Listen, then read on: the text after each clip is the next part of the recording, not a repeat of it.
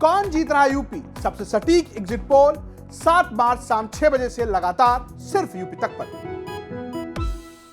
भाई बेईमानी नहीं करेंगे ये।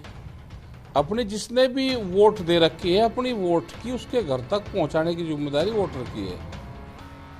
अपना 9 तारीख को जहाँ पे गिनती होगी भाई वहाँ पे अपना चलिए ट्रैक्टर लेके। अगर इलेक्शन हर साल हो जाए तो गन्ने का भुगतान भी हर साल होता रहेगा। तो हालात ये हैं, देश में एक बड़े आंदोलन की और जरूरत है, उससे कुछ बदलाव और आ जाएगा।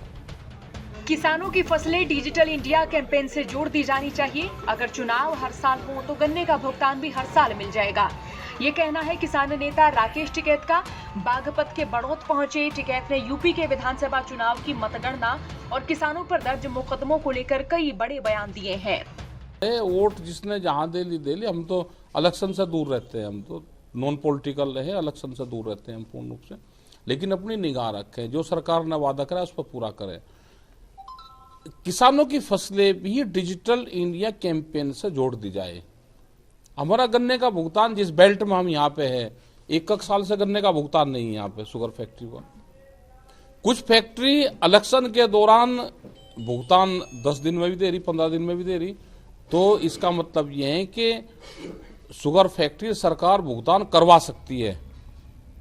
अगर इलेक्शन हर साल हो जाए तो गन्ने का भुगतान भी हर साल होता रहेगा। तो हालात ये हैं, देश में एक बड़े आंदोलन की और जरूरत है, उससे कुछ बदलाव और आ जाएगा। दिल्ली में जो मुकदमे वापस लिए जा रहे हैं, कुछ ऐसा सामने बताया है कि मुकदमे वापसी लिए जा रहे हैं। अभी करीब 54 मुकदमे थे, तो उसमें से कुछ मुकदमे वापसी ले रहे हैं, कुछ मुकदमे में छोड़ रहे हैं। तो हमने उनकी डिटेल मंगवाई कि कौन से मुकदमे में छोड़ रहे हैं। अगर कोई मुकदमा कोर्ट में हिरेंस क्राइम में है, कोई कत्ल का होगा, कोई इस तरह का है, कोई है तो वो बताओ, उसको हम स्पष्ट।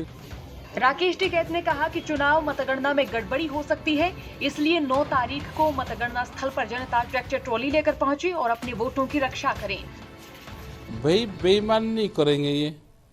अपने जिसने भी वोट दे रखी है अपनी वोट की उसके घर तक पहुंचाने की जिम्मेदारी वोटर की है। अपना 9 तारीख को जहाँ पे गिनती होगी भाई वहाँ पे अपना चलिए ट्रैक्टर लेके। अपनी निगाह रखियो, नहीं 9 को जाना पड़ेगा। 10 को कौन रास्ता दे रहा है ना।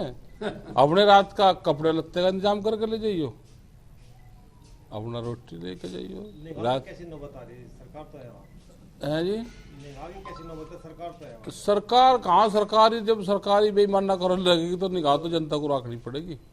अच्छा टिकैत देखो जो इन्होंने जिला पंचायत में करा, 2 मिनट रुक जाओ। जो जिला पंचायत में इन्होंने करा है उसको नजरअंदाज नहीं कर सकता कोई भी।